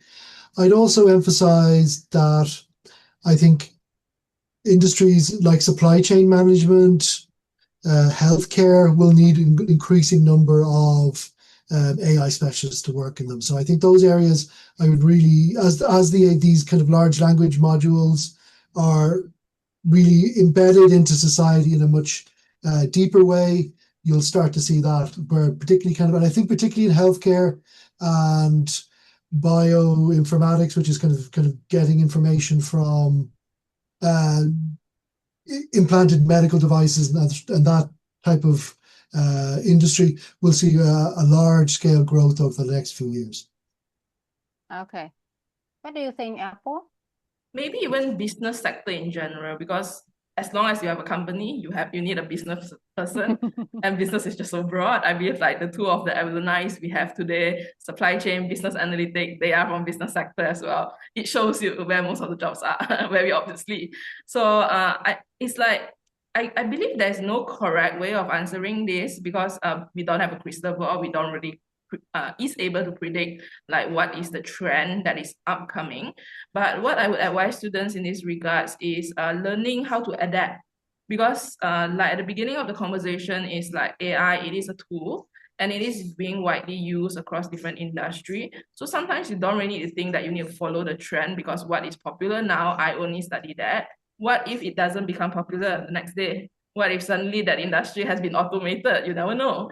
So having the opportunity or the ability to adapt to different circumstances by using the tools that you have probably is more important, the soft skill part, rather than just thinking that, oh, I follow the trend and whatever is more popular now, I'll study that, maybe might not be the best idea. Okay, thank you. Actually, I translated from the question, from the exact question, but AI is a tool only. Okay, yeah. Chị trả lời tức là chị vừa dịch lại cái câu đấy theo đúng cái câu hỏi nhé. Nhưng mà thực ra thì AI như Apple có nói và thầy cũng có chia sẻ, thì AI không phải là một cái gọi là lĩnh vực nào của AI. Nhưng mà nếu mà để nói mà gọi là phát triển ấy, thì các bạn phải lưu ý là hiện nay các mảng, các nhóm ngành nghề của Ireland ấy, không chỉ riêng Ireland mà tất cả các nước thì đều phát triển hết xu hướng thị trường, xu hướng nhu cầu nó đều phát triển cả. Tuy nhiên có một cái mà theo cảm nhận của cá nhân chị ấy, thì cái data nó làm cái nó phát triển cũng khá tốt đấy. Sau này tại vì lĩnh vực nào cũng cần về data hết. Lĩnh vực nào, tại vì bây giờ người ta cũng đang tiết kiệm nhân lực mà, nhân công mà. Khang ơi, thì nếu mà là Khang thì Khang thấy sao? Trên cái góc độ của cái người đi làm và cái người đang sống tại Ireland hiện nay thì Khang có biết không? Có dự đoán được, có biết được cái xu hướng không? Dạ. Dự đoán về xu hướng về các công việc trong tương lai sẽ phát triển nhiều hơn đúng không chị? Đúng rồi. Cái nào nó sẽ data có phát triển nhiều hơn trong 5 năm tới không? Tại vì bây giờ rất nhiều người lựa chọn đấy, nhưng người ta cũng sợ là ở trong 5 năm tới cái này nó bão hòa rồi, thì chẳng hạn AI nó phát triển như này thì một số cái dữ liệu, tức là cái mảng ngành về nhóm ngành dữ liệu nó sẽ bão hòa thì sao? Ví dụ như thế. Dạ. Ờ, thì thật sự nha thì em nghĩ là AI nó chỉ đang giúp cho mình công việc của mình thôi, chứ nó sẽ không thể thay thế con người được đâu. Tại vì cái việc ra quyết định lựa chọn và cái hướng đi vẫn là do con người quyết định chứ không phải là AI quyết định. AI nó sẽ chỉ giúp mình phân tích các số liệu mà thôi, chứ không thể đưa ra lựa chọn cho mình được. Nên là em nghĩ là trong tương lai thì các công ty vẫn sẽ cần những cái bạn làm về data. Và nếu mà các bạn thực sự giỏi thì các bạn sẽ không phải sợ là bị con AI cạnh tranh, mà cái việc cạnh tranh đó chính là con người cạnh tranh với nhau chứ không phải là AI cạnh tranh với con người. Và em thấy là thực ra thì cái ngành thì cái đó là về ngành data nha. Còn về ngành supply chain thì em thấy là hiện tại thì em thấy là ở bên này nhu cầu người ta về cái công việc về supply chain vẫn rất là cần, và đặc biệt là các bạn đến từ cái khu vực châu Á, tại vì các bạn sẽ mạnh hơn về cái phần dữ liệu, cái phần operation. Tuy nhiên là em thấy là có vẻ xu hướng như các bạn ở Việt Nam mình cũng vẫn chưa có nhiều bạn chọn các ngành supply chain để đi học cho lắm. Thì hy vọng là trong tương lai thì cũng sẽ có nhiều bạn ở Việt Nam chọn ngành supply chain nhiều hơn. Ôi, cái thông tin này của em lại một luồng thông tin tích cực và lại gọi là lại kích thích mọi người lựa chọn. Tại vì trong quá trình chị tư vấn gần đây á, thì mọi người lại lại đang sợ supply chain. Tức là em biết là trong cái nhóm ngành mà nằm trong cái list critical thì supply chain không nằm trong đó. Nhưng mà Dạ, analyst thì nằm, đâm ra mọi người rất là sợ. Tuy nhiên chị có hay chia sẻ rồi, tức là Ireland nó không phải là vấn đề đó. Ireland chỉ cần là vấn đề bạn xin được việc. Đấy, chỉ dạ cần bạn đúng xin rồi. được việc. Dạ Đấy, thế đúng. đâm ra là Cái vấn đề khó khăn là mình xin được công việc thôi, còn về critical hay general thì vẫn vẫn ok lên được em bình thấy. thường, vẫn lên được bình Dạ thường. Yes. vâng. Okay. Dạ. Okay. We have one English question in the chat box. Okay. I take that maybe. Okay. Yeah, So so it both really of you can say. depends. Thanks a Mhm. lot. Huh? Yeah, so it really depends. For if you are joining UCD, for example, we do not have any requirement for you to learn any programming languages. But of course, if you want to do that, it's totally fine. It's just for you to understand if this is something that you can imagine yourself doing for at least the next 10 years, type of thing. So it gives you that preparation. But I'm not too sure, James, from your end, do Trinity require students to have a prior knowledge before they join the No, program? we wouldn't expect most students to have a prior knowledge of coming into an undergraduate degree of programming languages. That's something you will learn. You will learn to study. You'll first have your first exposure to that kind of in first year.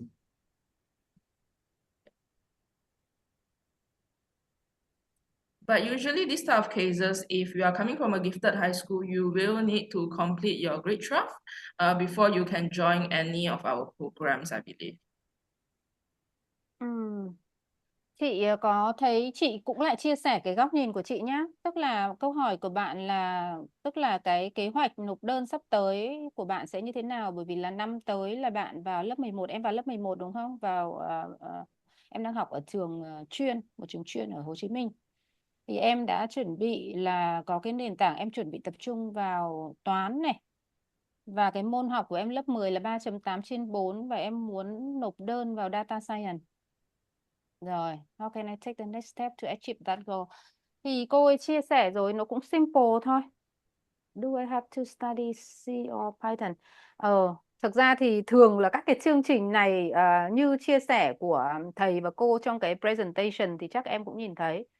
Thì thường là cái chương trình undergraduate đối với chương trình cử nhân á, thường là họ sẽ không yêu cầu mình phải có cái học về công nghệ trước đâu, về khoa học máy tính hoặc cái gì về máy tính trước đâu. Thì như thầy cô chia sẻ chỉ tập trung chủ yếu vào là toán, kỹ năng toán.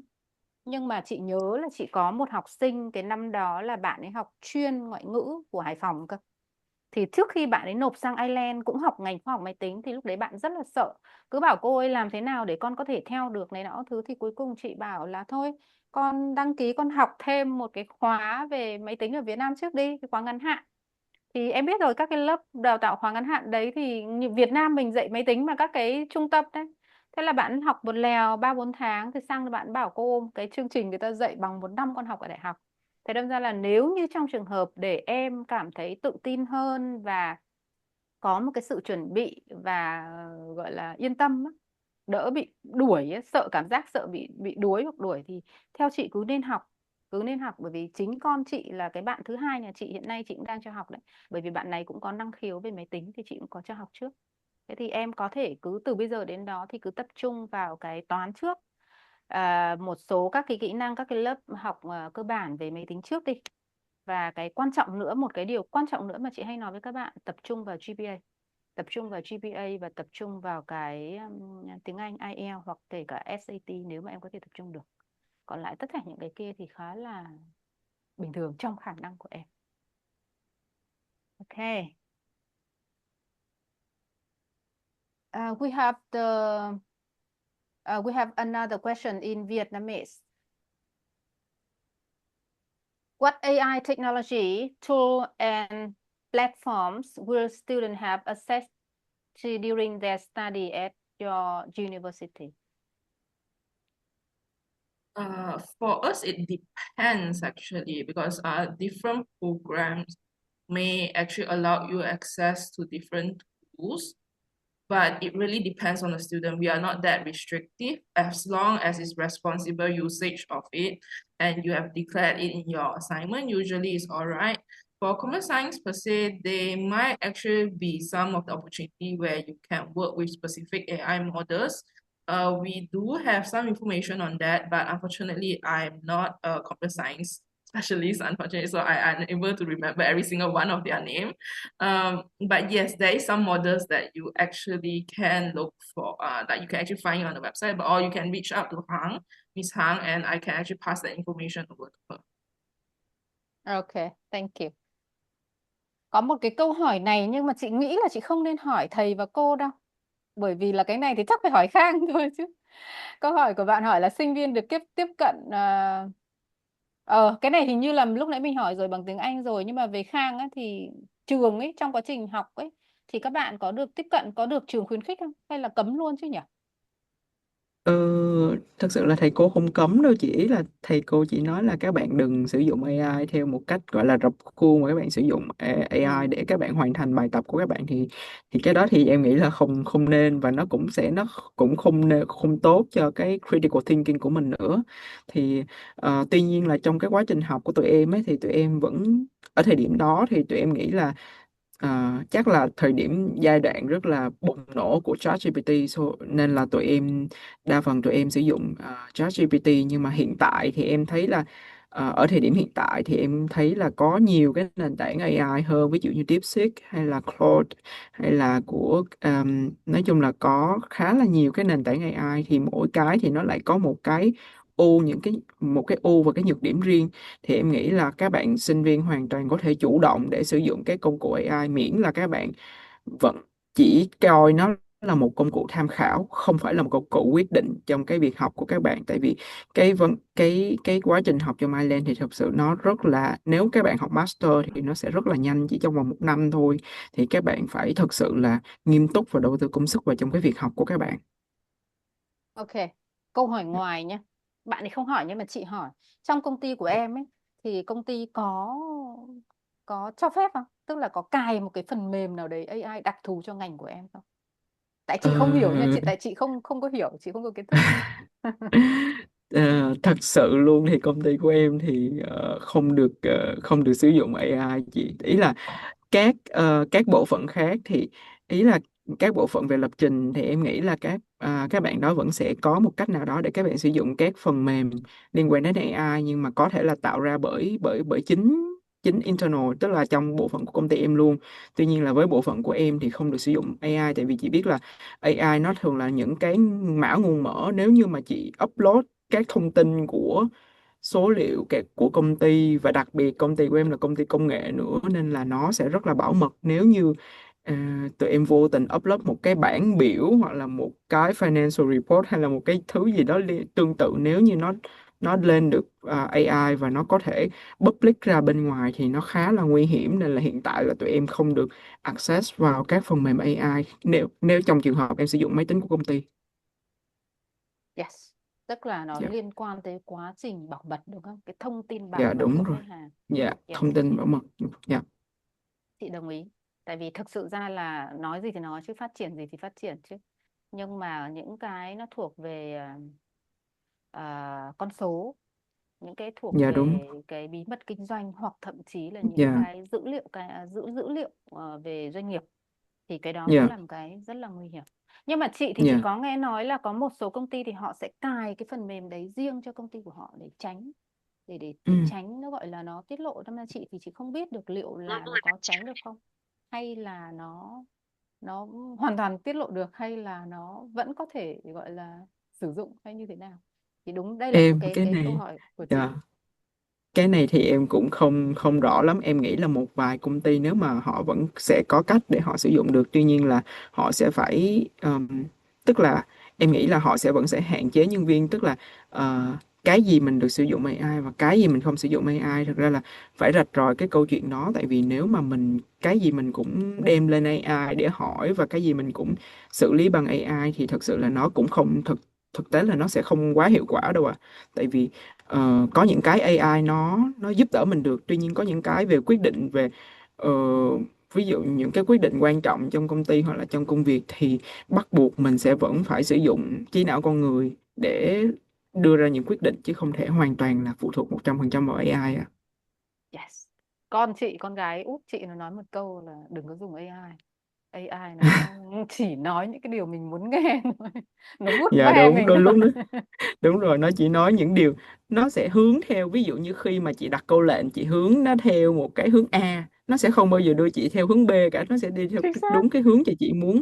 Nên là ờ, đó là đôi lúc là suy nghĩ chủ quan của mình thấy là ok cái này sẽ đúng, tuy nhiên là về mặt thực tế cái kia nó mới đúng. Nên là đôi lúc là em nghĩ là AI nó tạo ra bởi con người, nhưng mà bộ não con người của mình thì nó rất là phức tạp, nên là nó chỉ là một phần đó thôi, nó sẽ không bao giờ thay thế được bộ não của con người. Đó chính là cái xác định, gọi là gì nhỉ? Câu trả lời, câu khẳng định được rằng là AI không bao giờ thay thế được con người. Đúng không? Dạ, dạ đúng. Okay, the last question for both of you from the chat box. As AI become more intelligent, what do you think will help students stand out in the job market? I think, as I mentioned in kind of one of my earlier answers, I think what in terms of AI and the kind of changing marketplace, that's not something very new. The marketplace has changed a lot in the last 30 years. The job market has changed enormously in that 30 years. What universities can do and the skills that they can teach students is about things like that. I mentioned the core skills and things like maths and science, and also the team working and adaptability, because things will change next 10, 20 years, but those all of these things, those core human skills will still be very important. How about UCD, Apple? Similarly, the human skills. So there's only so much AI can do. At the end of the day, they cannot replace human. They don't have the ability to critical think. They are probably still lacking in a lot of parts because it is at the end of the day still being trained by a huge amount of data. So they are similarly in terms of the way of thinking, but they definitely is not able to replace human in the sense of a lot of circumstances. So even like I believe a lot of the information nowadays, instead of using Google to search, a lot of people are using AI to search. But how do you identify if that information is actually true or not just something waffled up by AI to just feed you the answer? So those are the critical thinking skills that you will need to learn when you are in university. So also it comes to, I believe the question that was previously asked is like, what type of technologies are being used in terms of AI in the university? It depends. But at the end of the day, the reason why learning in university is still very important is for you to gain the skill and to master these type of tools rather than letting these type of tools become your everyday and you are the one being controlled by it. So it is very important in that regards that you understand that and also understand that human probably is still very important in making a lot of decisions. Like AI can provide you the solutions to it, but at the end of the day, they can't be responsible for whatever decision you make. So that is very important. If you leave everything to the AI to make a decision for you, I believe it's going to be quite bad. Yes, correct. Okay. Yeah, the last question, I think. One question from the student who interested in business and analytics. Before starting a master in business analytics, MSc in business analytics, what skill and mindset do you think students should prepare to keep up with the program and study effectively with international classmates?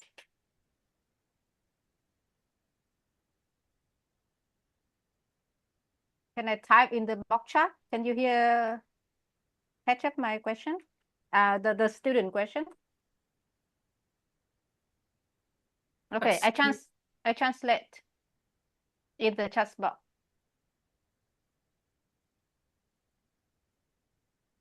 I guess most importantly is don't be too afraid that you cannot bring whatever you learn to the table. Because that is one of observation I've actually made in recent years is students from Asia in general are a bit more shy. It is just more that probably the culture that we grew up with, we are not used to in some way showcase ourselves out there. It's a cultural thing, I understand that part. But really, in a lot of circumstances, right, the experience that you have previously gained through the work or either your study is equally valuable to the classroom. And in terms of having an active classroom setting, right, in a lot of our how our programs are structured, we actually encourage students to input those type of their experience, their knowledge, or even their perception into the classroom. So you don't really feel that, oh, I'm quite intimidated by this because I probably language barrier, probably culture barrier, those type of things. But really, there's a lot of things that students can offer to the classroom rather than just like being in your own shell and think about like worried about like, oh, am I doing good enough to be in this class? If you manage to enroll into the program, you are good enough for that program. It's just what I like to tell students in most cases. Okay. How about you, James? I think even to echo what Apple said, that I think with university, you really get out of it what you put into it. I think it's a case that if you've been accepted onto the course, you have the key skills that you need already to succeed on that course. Also, if you're doing a master's degree, you need to bear in mind it's a short time, it's a year. That time goes very, very quickly when it's kind of, you think it's a long time and all of a sudden it's Christmas. So you'll be getting coursework very early on. I think the kind of thing is to engage as much as you can with your classmates and get involved in the groups. If there are things like WhatsApp groups or social groups in your class as well, get involved with those. Those networks are very important to help you succeed and do your best in the course. Okay. Yes, sure. Sure, yeah, go ahead. Please. Yes. Yeah. Thank you, Paul and James. I think you guys have really, really great like opinions about this one. So I would like to add in a little bit, like from my perspective, from my experience. I think first, in terms of knowledge, I think students need to prepare the idea that the studying pace will be very fast since we only have 1 year to study everything. So the pace will be fast. So you could prepare as much as you can before with all the knowledge. For example, in terms of business analytics, I think statistics is the most important. And I know it's never be enough, but gather as much as you can. So all the learning process will be easier in some way. And in terms of how to be study effective in international classmates, I think James has mentioned really good the point that you should get involved with foreigners, with other classmates to do projects, because we have to do a lot of projects, the group projects. So, and it will be randomly allocated. So keep in mind the mindset that I'm here to learn. So I will learn from everyone, from all my friends, from all the teacher, from everything they do, because everyone has a different background, and we can learn from them. We can learn something from everyone. So that's what I'm Ờ, thinking. And ok, cái này hay quá, đúng phần của Tường Minh. Tường Minh, em có thể chia sẻ lại bằng tiếng Việt không? Về dạ vâng, cái được. câu hỏi của Thì bạn. theo như cái trải nghiệm của em thì về cái ngành Business Analytics thì tốc độ học ở trên trường sẽ khá là nhanh, vì đây là chương trình học master trong vòng 1 năm, và cái kỳ đầu là cái kỳ mà thường là mọi người khá là ngợp với cái lượng kiến thức về các công cụ và coding là rất nhiều. Cho nên là em nghĩ rằng nếu như có thể được chuẩn bị trước thì mọi người nên tìm hiểu trước về các công cụ liên quan đến data analytics như kiểu R, hay là Power BI, Tableau, và cái quan trọng nhất đấy là xác suất thống kê là cái nền tảng của Business Analytics và Data Analytics nói chung. Cho nên nếu mà được thì mọi người nên tìm hiểu trước cái đấy để có thể có một cái base nó vững vàng. Và ngoài ra thì làm sao để mình có thể theo kịp chương trình học bạn bè quốc tế, thì ở đây thì mình sẽ gặp được rất là nhiều bạn ở tỷ các cái background khác nhau. Thì em nghĩ là mình hãy có một cái mindset mở, open mind, để mà mình có thể học được từ các bạn. Thì mỗi bạn có những kinh nghiệm khác nhau, mình học được các bạn qua những cái dấn thân và tự tin, tại vì mình không phải ngại cái gì cả, mình cũng có nhiều thứ để mà khoe, để mà gọi là thể hiện bản thân. Ok, good answer. Thank you so much. Thank you, James and Apple. Oh, it's 24 minutes over already. So, thank you so much. So, I'm so happy that we have a good discussion today from, Thank you, everybody. Thank you all for attending. Yes, Thank you yes. very much. Okay. Thank So, you. gì nhỉ? Chị thay mặt PHC xin cảm ơn tất thảy các em học sinh, và đặc biệt là cảm ơn các phụ huynh nếu có. Trên đây là cái buổi chia sẻ đầu tiên, và chương trình, nếu như các bạn không có những câu hỏi nào, hoặc sau cái buổi này, hoặc trong quá trình này các bạn chưa có nghĩ ra các câu hỏi, thì có thể nhắn tin và liên hệ với PHC, và PHC sẽ đại diện và chia sẻ thêm với các bạn. Và chị thay mặt PHC xin kết thúc cái chương trình chia sẻ talk show ngày hôm nay, để tiện cho các bạn theo dõi, và những bạn nào quan tâm tới những chủ đề của cái talk show tiếp theo thì các bạn hãy theo dõi trên trang fanpage của PHC về cái lịch các cái buổi talk show kế tiếp, và hướng tới như chị có chia sẻ trong cái buổi đầu của cái buổi webinar ngày hôm nay, tức là PHC cùng với đại diện các trường tổ chức các cái buổi chia sẻ về những cái nhóm ngành, một cái hành trình để dẫn tới cái buổi hội thảo triển lãm của PHC trong tháng 9 tới, tại thành phố Hồ Chí Minh là ngày 19 tháng 9, và tại Hà Nội là ngày 20 tháng 9, bắt đầu từ 8 giờ sáng cho tới 12 giờ. Và các bạn theo dõi, đăng ký để gặp gỡ với các trường trực tiếp đến từ Ireland. Xin cảm ơn tất thảy các bạn. Cảm ơn Tường Minh nhé. Cảm ơn Khang. Thank you James and Apple once again. Thank you so much. Và các bạn Thank có you. những cái câu hỏi nào thì hãy liên hệ với trang fanpage của PHC và các số điện thoại hotline của PHC trên màn hình. Xin cảm ơn các bạn và hẹn gặp lại các bạn trong buổi talk show kế tiếp. Thank you. Thank you Bye very much. bye. Good Bye night. bye mọi người. Bye Thank bye, you. everyone. Thank Bye bye. you. Bye bye. Thank Bye you. bye. Bye bye.